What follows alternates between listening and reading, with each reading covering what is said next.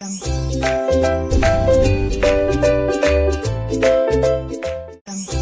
everyone, welcome to my channel Chemistry Sir. Those who are new here, myself Subbarayudu. I teach chemistry in simple and engaging way. If you are interested, keep watching. In today's session, we are going to solve a problem related to rate constant and half-lifetime of a first order reaction. 12th class chemistry or intermediate second year chemical kinetics అనే చాప్టర్లో ఉంటుంది ఈ problem. చూద్దాం. Time required to decompose sulfuryl chloride to half of its initial amount. First నువ్వు ఎంత తీసుకున్నావో ఆ అమౌంట్లో half of the amount decompose అయింది. అలా half of the amount decompose అవ్వడానికి టైం రిక్వైర్డ్. ఎంత టైం పట్టిందంటే 60 minutes అంటున్నాడు. ఎంత అంటున్నాడు? 60 minutes. Okay. If the decomposition is a first order, ఈ సల్ఫ్యూరైల్ క్లోరైడ్ డీకంపోజిషన్ అనేది ఫస్ట్ ఆర్డర్ కైనెటిక్స్ ఫాలో అవుతుంది. ఫస్ట్ ఆర్డర్ రియాక్షన్ అంటున్నాడు. Calculate rate constant, k rate constant measure చేయమంటున్నాడు. ముందు ఇచ్చింది రాద్దాం. Given that ఏమిచ్చాడంటే time required to decompose half of its concentration, half of its amount, nothing but T half. T half is equals to ఎంత ఇచ్చాడు? 60 minutes అని ఇచ్చాడు.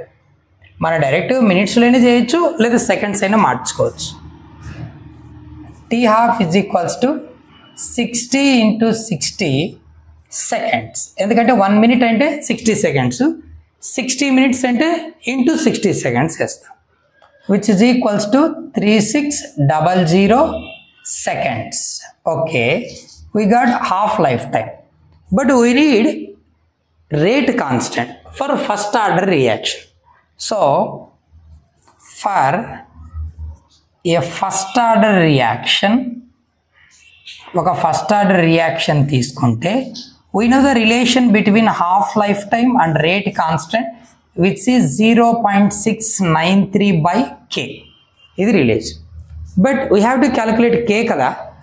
So k ఇటు తీసుకొద్దాం. k is equals to 0.693 by T half. Okay, సరే బాగుంది. ఇప్పుడు k is equals to 0.693 by half life time. T half ఎంత వచ్చింది? 3600 seconds కదా. సో ఇప్పుడు దీన్ని ఎలా రాద్దామంటే k is equals to 0.693 by 0.6 కదా, దీన్ని 0.3గా రాద్దాం. So 0.36 into 10 to the power of 4 అవుతుంది, అంతే కదా. 3600 నువ్వు 0.3గా రాసావంటే 4 digits తగ్గించావు, into 10 to the power of 4. ఓకేనా. therefore k is equals to 0.693 by 0.36 into 10 to the power of -4. ఏంటివి ఇవి? సెకండ్స్ కదా, పైకి వెళ్తే second inverse.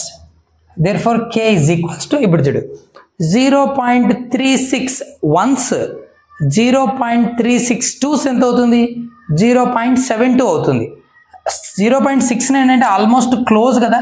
So 1 time almost 2 times అని వేసుకోవచ్చు. 0.693 అంటే ఆల్మోస్ట్ 7, దీనికి డబల్ ఏమవుతుంది? 0.72 అవుతుంది. కాబట్టి 2 ఉండదు, 2 కంటే కొంచెం తక్కువ ఉంటుంది. ఎంత ఉంటుంది అంటే 1.925. అది క్యాల్కులేట్ చేస్తే వస్తుంది, డైరెక్ట్గా రాదు. Okay, so k is equals to 1.925 into 10 to the power of -4 second inverse. ఇది rate constant value. Hope you understand. Keep watching for more videos, but don't forget to like, share and subscribe. Thank you.